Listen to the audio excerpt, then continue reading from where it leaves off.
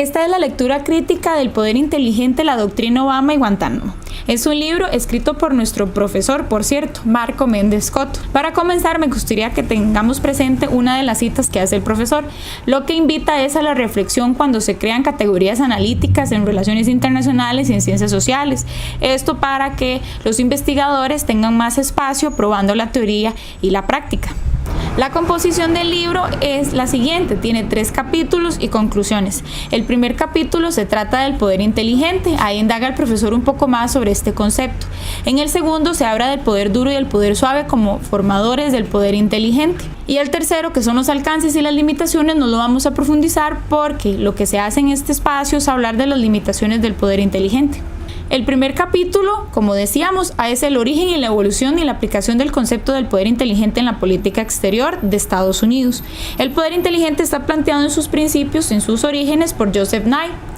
Es la base de este capítulo. Algunos de los elementos a destacar es que el profesor analizó el poder inteligente desde 3 aristas. La primera de ellas es la académica. Uno de los conceptos importantes es tener presente que las relaciones internacionales están basadas en el realismo y en el neorrealismo. Casi todos nuestros trabajos vienen de esa corriente. Un elemento de análisis interesante es el de Nye, que propone como el juego de ajedrez, que los estados por lo general piensan que arriba está el sentido militar, que es unilateral, en el centro está lo económico, que es multipolar, y en la parte de abajo las relaciones transnacionales. Los postulados del poder inteligente son 3. El primero es que este poder plantea un cambio en la formulación de la política exterior, en este caso de Estados Unidos, partiendo que Bush tenía un enfoque de poder duro.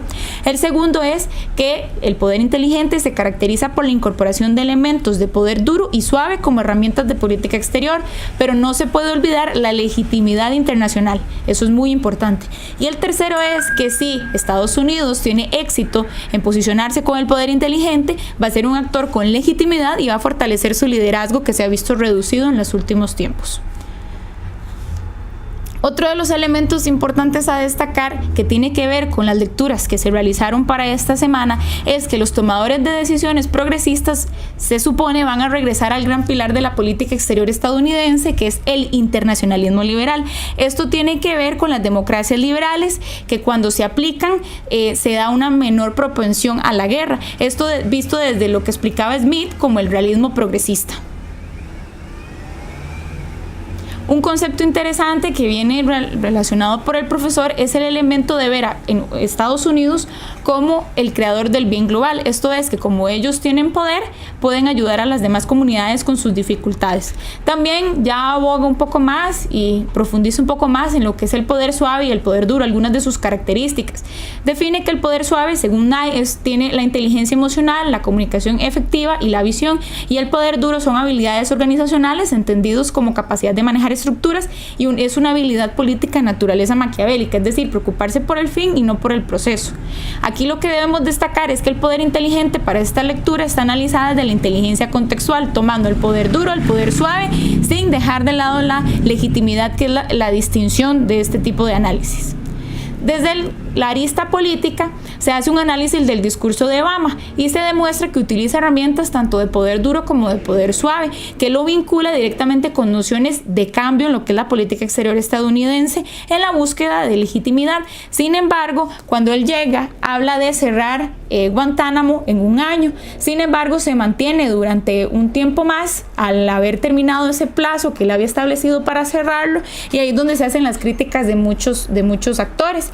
Y esto lo que tiene que ver es con la idea de la presión, es decir, que Obama se vio muy presionado a cerrar esto porque por un lado habían actores que no le querían dar la legitimidad internacional por la falta de respeto a los derechos humanos y otras de las políticas que se han creado a nivel internacional, pero también una presión por aquellos que más bien prefieren mantener ese tipo de seguridad abierta.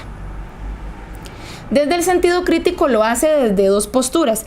Una que es la crítica epistemológica como una postura de oposición, lo hace respondiendo a los 3 supuestos del poder inteligente. El primero con la pregunta, ¿el cambio en la política exterior estadounidense significa que abandonará el poder duro? Y la respuesta es no, porque Estados Unidos no es que va a defender 24/7 todos sus intereses en otras naciones, pero sí va a mantener su atención en lo que es el sentido bélico. El segundo supuesto, ¿para qué requiere Estados Unidos de legitimidad internacional? Bueno, esta respuesta es muy sencilla, porque se necesita esa legitimidad para mantener ese rol de policía mundial, pero con menos responsabilidades, porque ya no puede mantener la dinámica belicista de la administración de Bush.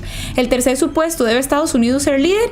Pues es uno de los líderes, Estados Unidos, pero esto ha cambiado a través del tiempo y ahora vemos que hay países o naciones que están creciendo bastante. Una de las cosas a destacar es que al final se hace una relación de que realmente no hay un cambio en la política exterior estadounidense, sino más bien se readaptan los intereses militares. Es decir, se continúa como policía mundial, pero con menos compromisos. La otra arista es la crítica política, que tiene que ver con el sentido latinoamericanista. Este es el que profundizó el profesor. Entonces es necesario que tengamos presente el contexto de Latinoamérica, ¿verdad? Donde se ve que América del Sur es como la Europa meridional, católica y latina, respetando los derechos humanos y que lucha por los derechos humanos, y la América del Norte pertenece a una población protestante anglosajona. Una de las citas que más me interesó es esta: basta recordar la alta dependencia en materia prima de la industria estadounidense y los vastos yacimientos minerales y petrolíferos de los que disponen países como Bolivia, Brasil y Venezuela. Eso porque tiene que ver plenamente con los recursos, el tema de la geopolítica que hemos estado viendo en clases. Y aparte, esto es sumamente interesante porque cuando Estados Unidos entra en peleas con algunas naciones, o en conflictos con algunas naciones, los recursos no se ven disminuidos, sino que es nada más es un asunto de política. Desde una perspectiva crítica, la política internacional estadounidense más bien es como una máscara para tapar esos tomas de decisiones que más bien quiere mantener, ¿verdad?, sus proyectos internacionales y de consolidación militar. Entonces hay una crítica de que realmente lo que está haciendo Estados Unidos es pues más bien hablar de poder inteligente como una diplomacia astuta para ver a tapar lo que prefieren hacer. Y señalaba el profesor algo que me parece muy interesante, una confusión entre poder inteligente ante la diplomacia de dos vías, porque los mismos especialistas tratan este tema, y es que el poder inteligente es una estrategia de política exterior y la diplomacia de segundas vías es un instrumento de negociación, que la primera vía es cuando se hace posición original como el gobierno, y la segunda vía es cuando uno toma algún asistente, por ejemplo alguien que le ayuda a resolver la situación. Ahora vamos con el capítulo 2, que ya habla más sobre el poder duro y el poder suave. Es importante que tengamos que la línea que divide la esfera de influencia o explicación de cada categoría reside en la capacidad de predecir o conocer las preferencias de los actores involucrados, porque muchas veces no se toma en cuenta eso. Y el profesor lo explicaba como cuando A ejerce sobre B. En el caso del poder duro, algunas cosas interesantes es que él compara la capacidad militar, pero lo hace desde el gasto militar. Normalmente se estudia desde los efectivos, capacidad de despliegue, tecnología y gasto en el ejército. Hace una tabla, consigue una tabla de datos y se descubre que el 47% del gasto militar mundial es del continente americano, que está muy por encima de Europa con un 27% y de Asia y Oceanía con un 17%, que el 47% del gasto por región, en el caso americano, la subregión de Norteamérica representa el 92%, es decir, 43.7% del total mundial. Entonces, también hay una aseveración muy interesante que dice que estas mismas políticas de poder duro, en lugar de disuadir los actos terroristas, más bien los fomentan, porque se ven imágenes diarias de tortura, ilegalidad, violación de derechos humanos. Estamos completamente de acuerdo. De mi parte, considero que sí es así. Cuando un país no da una buena imagen a nivel internacional, ¿verdad?, más bien pues fomenta otra cosa. Y hay algo interesante que es un problema con la información no veraz, porque el profesor constata los datos de varias fuentes, se supone que estatales o oficiales, y los números no coinciden entre quiénes son los que trabajan en un lugar y en otro. Entonces no se sabe a ciencia cierta cuáles son las personas que cuidan que cuidaban en Guantánamo. Una de las citas más interesantes que resuelve todo me parece que es esta, porque menciona que el interés del lugar es que es un espacio extraterritorial que le ha servido para encubrir a Estados Unidos sus acciones desde una ubicación geográfica que le permite ampliar el acceso y el control sobre el Gran Caribe. Sobre el poder suave, algunos elementos a tener en cuenta importantes es la libertad. el individualismo, la democracia y libre mercado que propone Estados Unidos como parte de sus elementos de estrategia. Y hay un ejemplo sobre los medios de comunicación, ¿verdad? Que los medios de comunicación son una estrategia que se puede emplear con el poder suave. La diplomacia pública es tomada en cuenta en el análisis del profesor y lo hace con datos. Resulta que entre el año 2009 y el 2010 ha habido un incremento del 20.7% del gasto total en diplomacia pública, y entre 2010 y 2011 el incremento es menor, rondando el 2%, es decir, que se ha incluido más la idea del poder suave.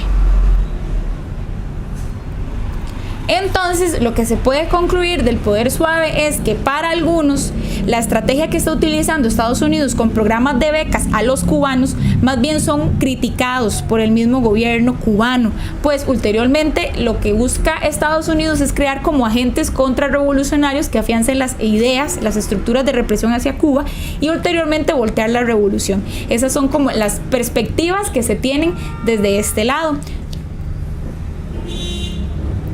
Ahora vamos con las conclusiones. Elementos muy importantes es tener en cuenta que el desarrollo de este trabajo se hace con categorías no únicas, es decir, que todos podemos tener distintas visiones sobre las categorías aquí seleccionadas o plantear otras. Sobre el poder inteligente tenemos que tenerlo presente porque es un concepto muy nuevo que genera subcategorías como la inteligencia contextual trabajada por el profesor. Uno de los elementos que más me llama la atención es el análisis del discurso bélico que se hizo sobre Obama, en donde se obtiene la conclusión de que Estados Unidos con Obama se mantuvo en un sentido unilateral el asunto bélico. Es muy interesante porque por lo general las formas de comunicación no se analizan en relaciones internacionales y las políticas se expresan mucho a través de la comunicación. Otra conclusión muy importante es que Estados Unidos sigue siendo relevante a nivel internacional, pero hay unos cambios en ese sistema internacional. Entonces es un actor importante, pero ya no es algo hegemónico, ya no tiene hegemonía. Y una conclusión que me gustaría agregar es que las cosas se ven muy diferente desde dentro de un país a como se ven fuera. Esto lo digo en el sentido, por ejemplo, del latinoamericanismo, que desde la postura de Cuba lo que está haciendo Estados Unidos es una falta de respeto, más bien es inculcando ideas estadounidenses en la mente de los cubanos, y desde el ámbito internacional más bien se puede ver como apoyo de Estados Unidos hacia la nación cubana para que tenga desarrollo. Ahora, para la pregunta generadora, me gustaría que tratemos este tema. Actualmente, desde el poder inteligente, lo que vimos, Estados Unidos sigue una línea continua en su estrategia de geopolítica como Bush y Obama, o ha cambiado con el sello Trump. Dejen sus comentarios en la parte de abajo.